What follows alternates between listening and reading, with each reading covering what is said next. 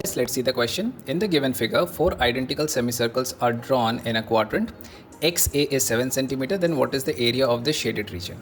ठीक, मतलब अगर हमको ये area of the shaded region निकालना है, इसके लिए हमको क्या करना पड़ेगा, इसलिए हमको एरिया ऑफ क्वाड्रेंट लेना है, उससे हमें क्या करना है, 4 सेमी सर्कल को माइनस करना है, तो हमको मिल जाना चाहिए, बट ऐसा नहीं होगा।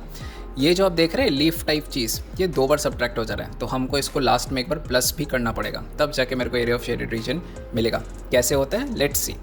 यहाँ पर हमको क्या है, क्योंकि रेडियस का मल्टीपल यहाँ पर 7 के रिस्पेक्ट में दिया गया, ये रेडियस तो है नहीं, ये diameter of the semi circle दिया गया, तो रेडियस जब ये 7 के फॉर्मेट में दिया रहता है ना मल्टीपल में, तो हम ये वाला कॉन्सेप्ट यूज़ करते हैं।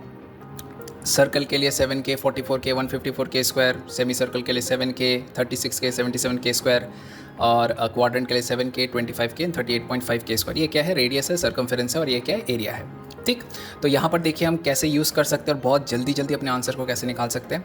सबसे पहली बात है, हम सेमी सर्कल्स के एरिया को निकाल लेते हैं। ठीक, तो कन्वेंशनल तरीका क्या कहता है, 1/2 पाई आर स्क्वायर करेंगे, बहुत समय लगेगा सब कुछ काटापीटी करने में। जैसे डायरेक्टली हम क्या करेंगे, ये सेमी सर्कल को हमने पकड़ा, 7 का कितना मल्टीपल है, K का वैल्यू क्या है, ये हो जाएगा 7/2। ठीक, तो यहाँ पर K का वैल्यू क्या है, हाफ, तो K स्क्वायर का वैल्यू क्या हो जाएगा, 1/4। क्यों चाहिए हमको K स्क्वायर, क्योंकि 77 K स्क्वायर का वैल्यू डालना है, तो 77 K स्क्वायर का वैल्यू हो गया 1/4। तो यहाँ पर 4 सेमी सर्कल्स है, तो 4 × 77/4, डायरेक्टली हमको एरिया मिल गया 77 सेंटीमीटर स्क्वायर। नेक्स्ट क्या आ रहा है, नेक्स्ट आ रहा है ये पर्टिकुलर क्वाड्रेंट। क्वाड्रेंट का हम कैसे निकालेंगे, यहाँ पर आप देखेंगे 38.5 K स्क्वायर, तो K स्क्वायर का वैल्यू निकालना है, जिसके लिए हमको K का वैल्यू निकालना है।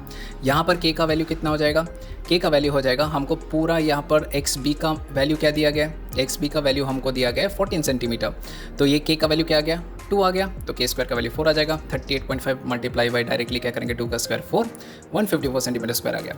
अब एरिया ऑफ लीफ कैसे निकालते हैं, ये पर्टिकुलर हमारे पास स्क्वायर है, ठीक, उससे हम क्या करते हैं, एरिया ऑफ लीफ ऐसे करके क्या करते हैं, निकालते हैं हम। ठीक, ये साइड A होता है, तो जो एरिया ऑफ लीफ होता है वो हो जाता है हमारा 4/7 A स्क्वायर। ठीक, तो वही देखो हम यहाँ पर करेंगे, ये x और ये वाला पॉइंट अगर हम O मान लेते हैं, तो OX क्या है, 7/2 है, तो अब हमारा साइड क्या हो गया, 7/2। ठीक है, तो उसके बाद A स्क्वायर क्या हो जाएगा, 7/2 का होल स्क्वायर। वही देखो हमने यहाँ पर किया 4/7 A square, side of the square का हमने स्क्वायर कर लिया, 4/7, 7/2 × 7/2, दैट इज़ 7 सेंटीमीटर स्क्वायर हमको मिल गया। तो शेडेड रीजन कैसे निकालना है, जो कि मैंने बोला था, क्वाड्रेंट लीजिए, क्वाड्रेंट से हम क्या करेंगे, एरिया ऑफ सेमी सर्कल को माइनस करेंगे, उसके बाद हम क्या करेंगे, एरिया ऑफ लीफ को ऐड करेंगे, क्योंकि यहाँ पर जो आपका सेमी सर्कल का ये वाला पार्ट हो रहा है, ये पार्ट 2 बार कट जा रहा है, तो इसको एक बार रिस्टोर भी करना पड़ेगा, इसीलिए लास्ट में +7, that comes out to be 84 centimetre square. Okay, thank you.